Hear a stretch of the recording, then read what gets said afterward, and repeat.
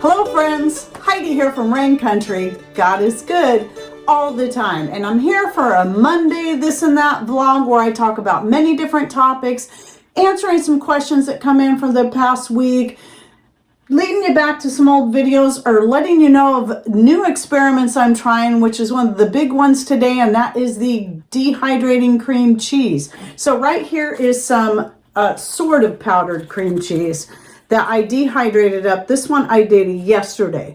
So a couple of days ago, I started with just a little dab. I just spread it on one of my Kasori dehydrators since I already had stuff running in there, and then dehydrated it up. I just wanted to sample it. I really didn't think it was going to dry up as good as cheddar cheese does, but I was actually quite amazed. It dehydrated up very well.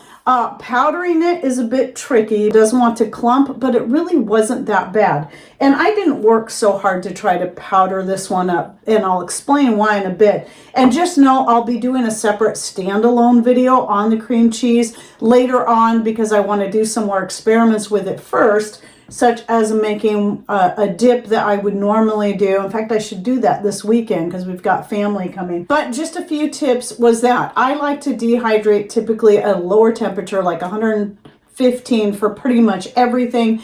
Lower than that for herbs, especially the more delicate herbs. So I did 115 for this because I didn't want to cook it. I just want to dry it. So spreading it thinly is going to be the best. What I try to do is kind of leave little clumps, thicker spots, just to see what the difference is. So when I did this bigger batch, I did do that intentionally when I spread it on my trays so I could see how well it dries, even if it's laid on there a little thicker. Thinner is definitely better when it comes to not just the drying, obviously it's going to dry faster, but also when it comes to the trying to powder it up. I was actually quite surprised at how good the flavor turned out, and after working with it, I realized I poo-pooed the idea on the sour cream a little too soon. So a few this and that's back, I covered the dehydrated sour cream, said I wasn't going to do it again. Well, I've changed my mind on that because at the time, all I had done was try to rehydrate it with water, just room temperature water. I didn't try to cook it. Well, if I was going to use a powdered sour cream anyway, most likely I'm going to use it in something such as making stroganoff and other such things where you're going to cook it anyway. So what I discovered with the cream cheese powder, that this cream cheese powder, unlike the store-bought kind you can get that does have added ingredients, you can just add water to that and it will blend pretty smoothly, where this, not so much. However, if you cook it on a low heat, just warm it through and then keep stirring it with a fork or a whisk, it actually turns out fairly smooth. And so this little video clip, this is just very low heat. It didn't even get hot. And that's all I did there.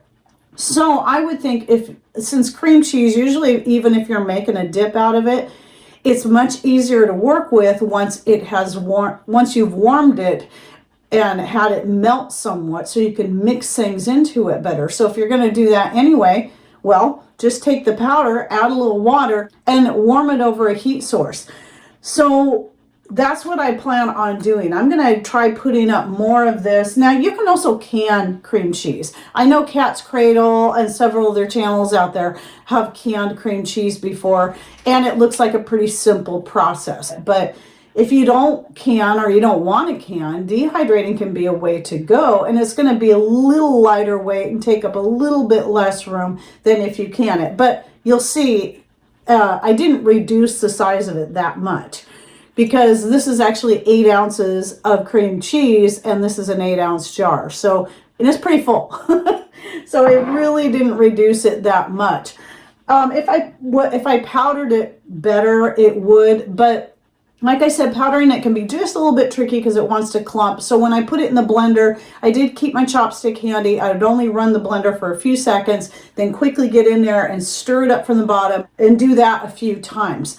But really, if you wanted to, you could just pull off the flakes and store it like that in the jar, because if you're going to add water to it anyway and have to cook it a little bit, it shouldn't make that big of a difference. But the finer it is, the more quickly it's going to rehydrate and turn into a nice sauce. So I can see it making an excellent dip. So I do like to make at least once a year, I make a salmon dip or some other type of dip. A pumpkin dip is another one. So I have pumpkin powder from my own pumpkins. And so the next time I make pumpkin dip, I'm going to try doing it with the powdered pumpkin and the powdered cream cheese that I've done myself. I'm thinking of doing more of this and then starting to use it and experimenting with it more. And then once I've done at least a couple of things with it where I feel good enough about it, then I'll go ahead and do a video on dehydrating cream cheese that's just about that and the ways that you can use it. So be watching for that down the road. It'll be a little while out. And you could probably even use this in tiramisu.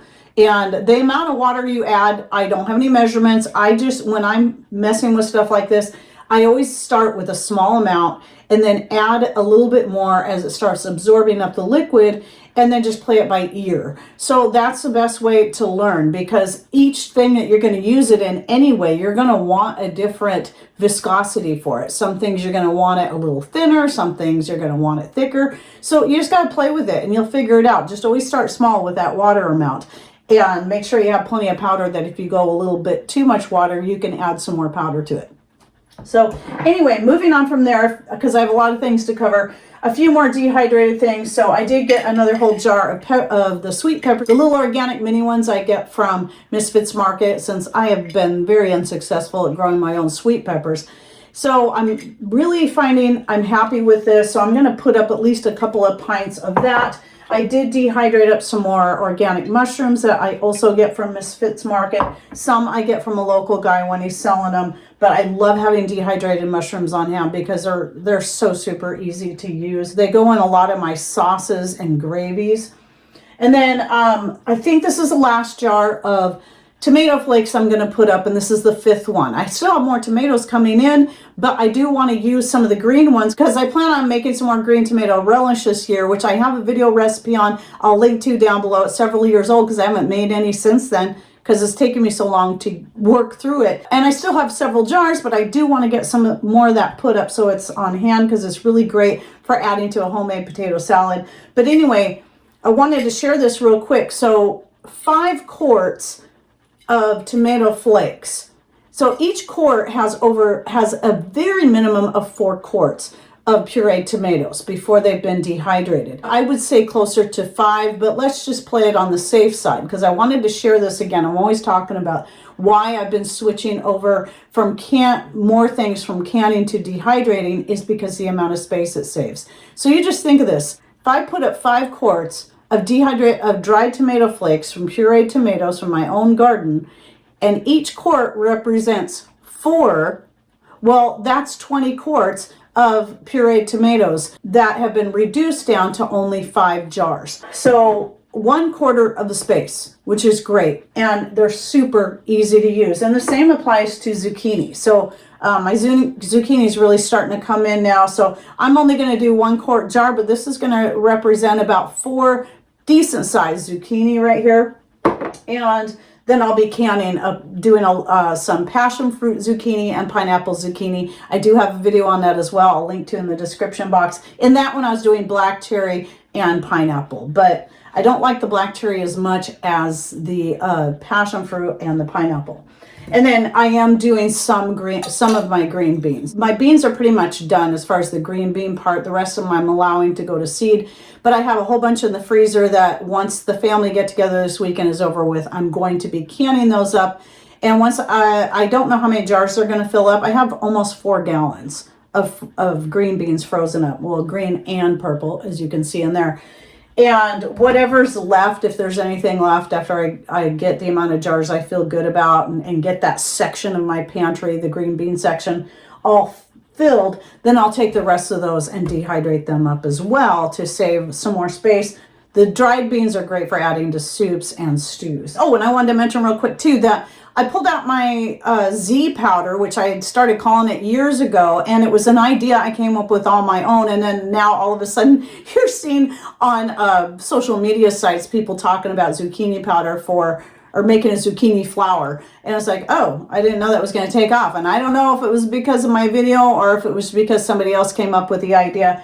But I decided, I keep forgetting I have some of the zucchini powdered up, and I'm like, I need to start using this again and adding it to my breads again. And I decided to experiment and start raising the amount I was adding. I have yet to try to add it, use it as a flour all alone. I personally don't think it would work very well, except for maybe pancakes. But I did make some pancakes the other day, having the flour blend be half Z powder and then half home milled organic barley and hard white wheat flour.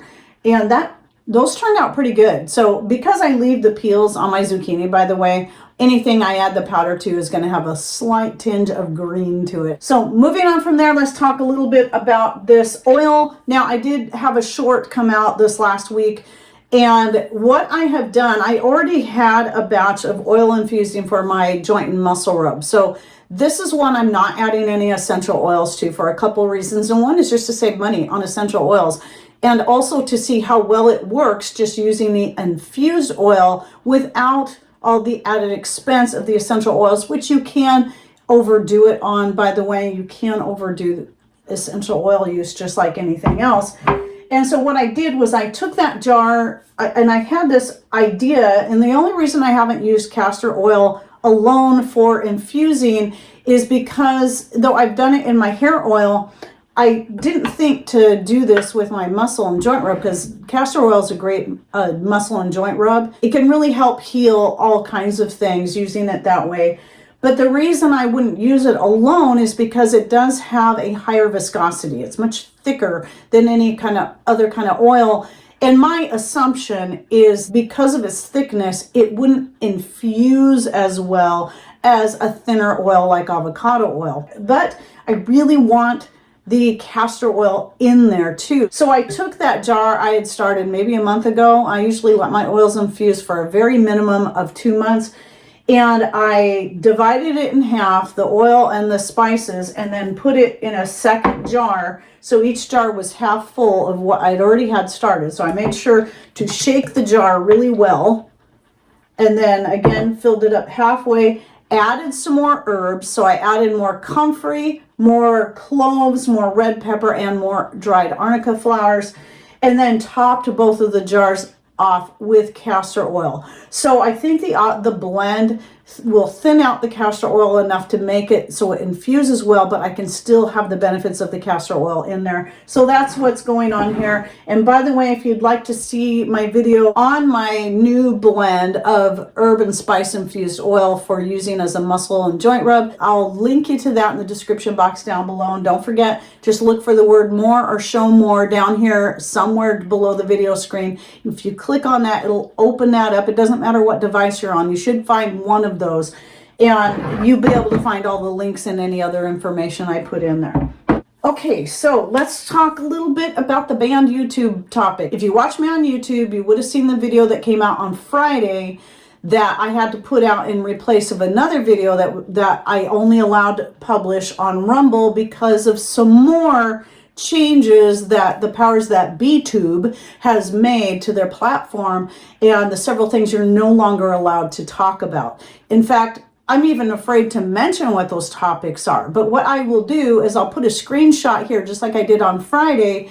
And this is just a couple of screenshots of things that you're not allowed to talk about. And the list of what they're calling dangerous substances, which I can understand a couple of them, but I still don't think they should be limiting people's access to information about it, because a lot of these things have been used for hundreds, even thousands of years. Anyway, one of the new ones added to the list is something I have back here in this bottle that I make myself out of a certain precious metal. So that should give you an idea, but I don't even think I can say it. So to counteract that and to prevent my channel from being shut down, because some people want to judge me on the fact that they say that I'm going along to get along. Now, that's not what I'm doing. I'm preemptively removing the videos and putting them over on my Rumble channel only, so that at least the information is still out there, because if I don't do it, then they will do it. And if they do it, that strikes against my channel.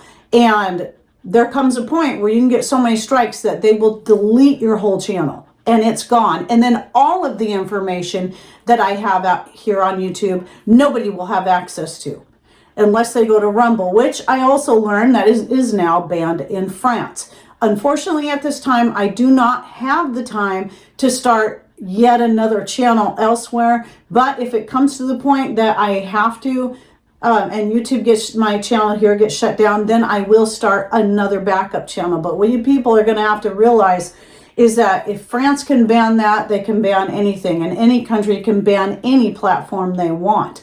And we're going to see an increase in this happen as the powers that be and those that worship at the altar of the powers that be will be shutting down more and more things. And these are the kind of things you will not have access to. So I'm going to keep counteracting it and taking my stand by putting the information out there in all the other places that are where it's still, at least at this time, currently allowed. And I say that because I've had a person who has twice cast judgment on me saying I'm not taking a stand. Well, in my mind, I am taking a stand by giving people the alternative and making sure at least some of my information can still stay here on YouTube rather than having every bit of it wiped out. And it probably will happen at some point.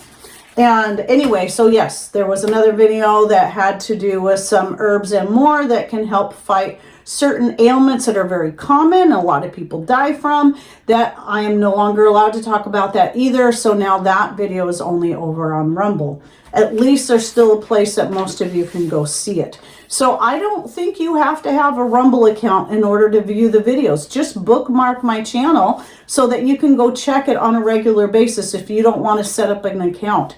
I know that I've linked directly to Rumble videos that people were able to just go view directly from the link without setting up an account, just like Patreon. If I give you a direct link to a post I have on Patreon, and all my Patreon posts are open and free and nobody has to pay a cent, if I give you a direct link, you shouldn't even see any requests to pay or have an account. It should just take you right to it.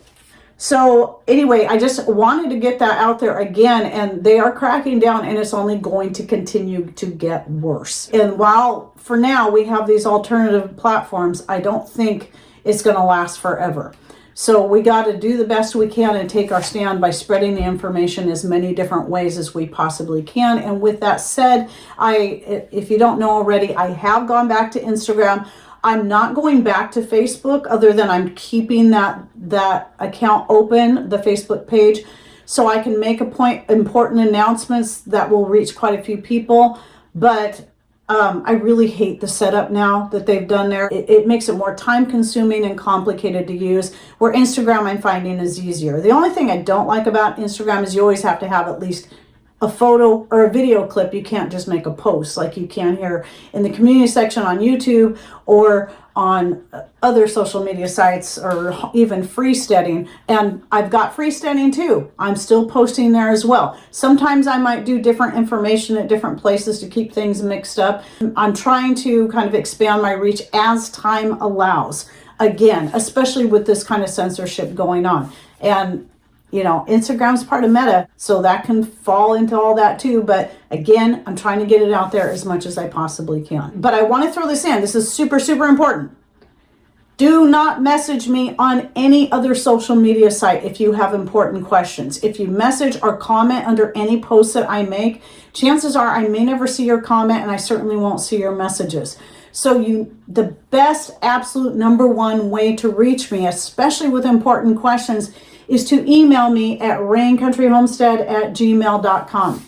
That's going to be the one way you're going to be most likely to hear back from me, assuming you're not texting me. You can text me to the email, but you have to make sure that you put in your email address. If you just send a text message to my email, most of the time when I reply, my replies do not get through to you, because I'm trying to send an email to a phone number, not to an email address. So make sure you include your email address, or simply email me from your email address. You can do that from your phone or from a computer, either way. If you do it from your phone, you do have to make sure you have the app in place. If you don't want another app, then just make sure you type in your email address so I know what to reply to.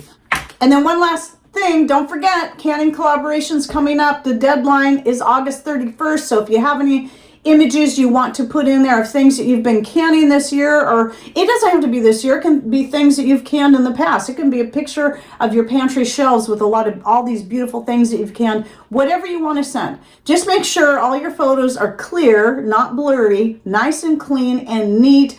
You don't want a whole lot of background noise that's going to take the emphasis off the main subject. And if you want them labeled so people know what it is, then make sure you put some kind of label in there, whether it be something you put over the photo or something you add to the photo, or make sure that if you have the labels on your jars that people can see that. That's if you want that. A lot of things are pretty obvious to tell the difference, like, you know, if you're canning peaches or whatever. But just like with this picture here that I took several years ago when I was canning peaches, it can be as simple as just taking a few of the items that you're canning and setting them in front of there. And it actually makes the picture look pretty cool when you do that. And make sure you send those to, again, raincountryhomestead@gmail.com with the title Canning Collaboration, so that early September I'll get started on putting that video together. All right, well, I hope you enjoyed my this and that for the week. Don't forget to check out the video links and other such I'll be putting in the description box down below. And thanks for watching. Take care and God bless.